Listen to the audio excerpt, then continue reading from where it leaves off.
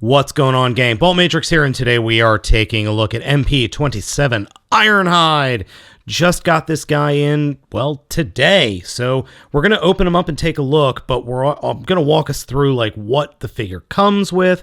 He comes with a boatload of accessories. Let's get on with the opening of the box. Taking the sleeve out of the box, we see that we have Ironhide here in the front of the container, and then all of his accessories here. And then he has an entire sheet underneath of accessories.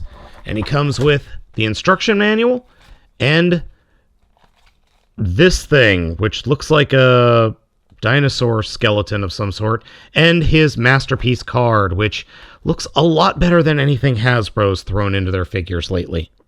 Ironhide comes with 15 different accessories, and honestly, I think these are all the different modes he's ever shown in the show. So, first up, we have 2 laser pistols. He used these in the movie just before he was murdered. We have liquid shooter fingers, liquid shooter barrels, and liquid shooter nozzles. A communications radar dish, a jet thruster with jet flame effect parts, a static laser gun, a new face, or a different face, and the giant missile launcher that he showed in the first 3 episodes. Oh, and there is one other accessory, this platform itself that holds all of them. I will be showing off each one of these accessories in his different modes. In alt mode, Ironhide is modeled after his G1 counterpart, which is modeled after a Nissan Sunny Van Etten Coach SGL. Yeah, that's definitely an 80s design, but it looks really good, and it even has the original G1 face right here in the front, so I appreciate that. They modeled the windshield wipers, the opening, or the sun moon roof thing here. The wheels are very hard plastic. They are not rubber. The undercarriage looks pretty good. There is a cat hair in there. Thanks, kitties. Overall, though, it works really well. I like the look of it. Now, you can store the laser pistols in this mode, these little handheld laser pistols. They do fit underneath and behind the wheels, so you can store them like that.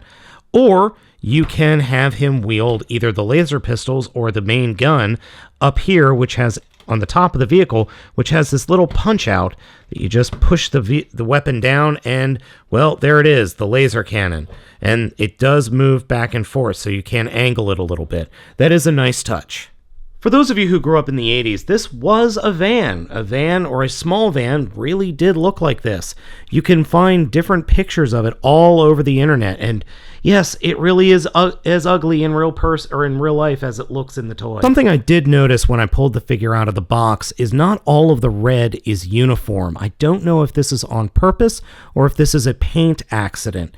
It's just odd, especially back here in the back of the vehicle mode. It's not all the same red, which is a little bit worrying. So let's get into the transformation. To start off with, we're going to come to the back of the figure and get our finger just underneath the rear wiper blade and kind of wiggle the whole back end of the rear top of the vehicle mode up and out of the way. And then once it's pointing straight up, we can grab these side mirror sections and fold them out and up. And if you guessed that these will form the arms, you would be correct. Now that these sections are up, we're going to go ahead and fold these little red pieces underneath the windscreens down, and then flip out the arms so we can get them up and out of the way. And then when we do that, we can then connect them to the inside of the hinge here. So they'll get flipped up and snapped into place. Now that we've got the arm sections done, we're going to make sure that the side windows are perpendicular to the vehicle mode, so we can then take the rear section, fold it down again, and then take the section where the head is hidden in, and this will unclip and then flip down and underneath the head. Now that we're with this section of the transformation, we are going to try and not move it. We're going to come to the back here and fold up these tires and fold them into the body. reaching inside and removing said cat hair that I mentioned earlier. And this is actually a little bit on the difficult side because there is a set of double hinges in here that never want to go the way you want them to. So you have to push out against the wheel well and then fold them in. So we'll do the same on this side. Push out against the wheel well and fold it in as best you can. And then take the wheel well section and flip that around the wheel well and accordion it in till it snaps into place. Like so. Then we come to the rear panel behind the front wheels and fold them down into the place where the wheel wells were for the rear wheels, and those will snap into place with no problem. Then we can take the legs or the rear of the vehicle and split it apart to form the rest of the legs. Now take the rear of the vehicle mode and extend the legs out and turn the legs completely around. Then these are going to be Ironhide's feet. What we're going to do next is just kind of grab them and twist them around so we can get his feet formed. And then come to the back here and flip out his heels using the bumpers of the vehicle mode. Like that.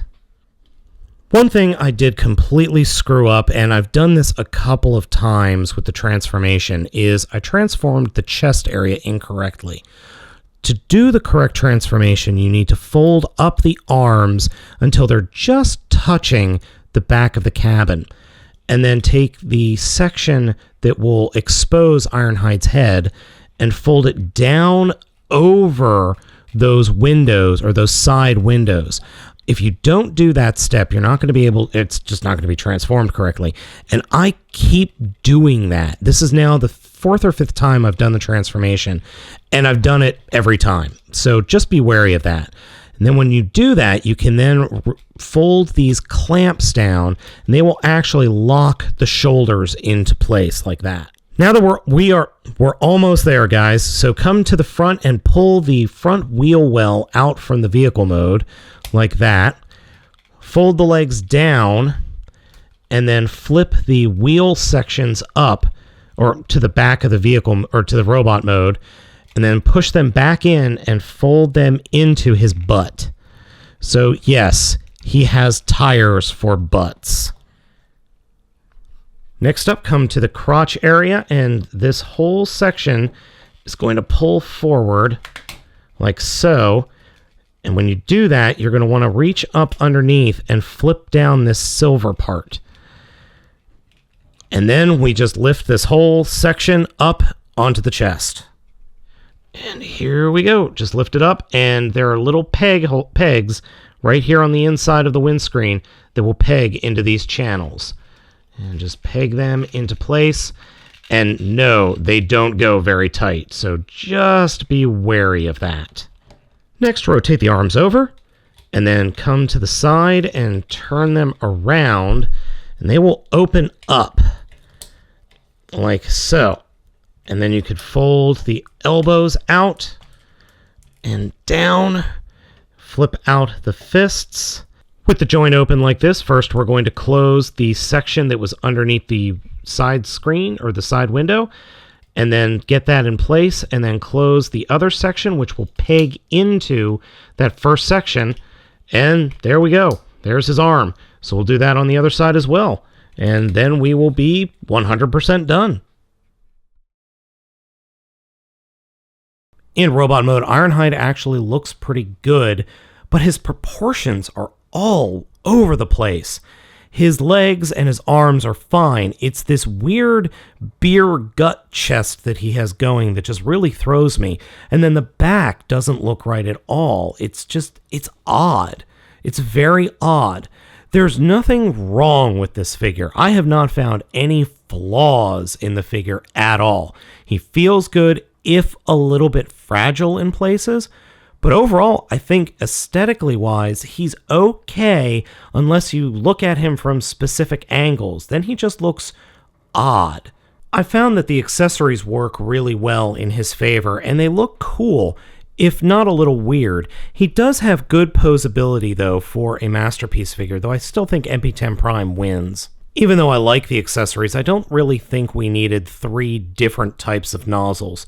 2 would have been just fine. I do appreciate the backpack, though, with the jet thrusters. I really like that. That's probably my favorite, next to the missile launcher.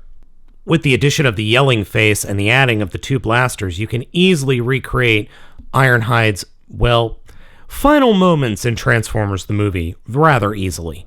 Removing Ironhide's face is very simple. Simply grab the head on the sides and push on the back crest, and that will push the face out. And then you can easily remove it and put on the other one. Though sometimes that's a little harder to do. Actually, this would make an awesome kit bash. If you fill in some of the sections, you can then give him like a little LED right here, and he could totally be one of the mono eyes. And before we end the review, I had to show this off. This is a modified version of the transformation that gives you a more Generation 1 toy idea. For those of you that don't know, the original figure was really quite ugly. So here's how I did it.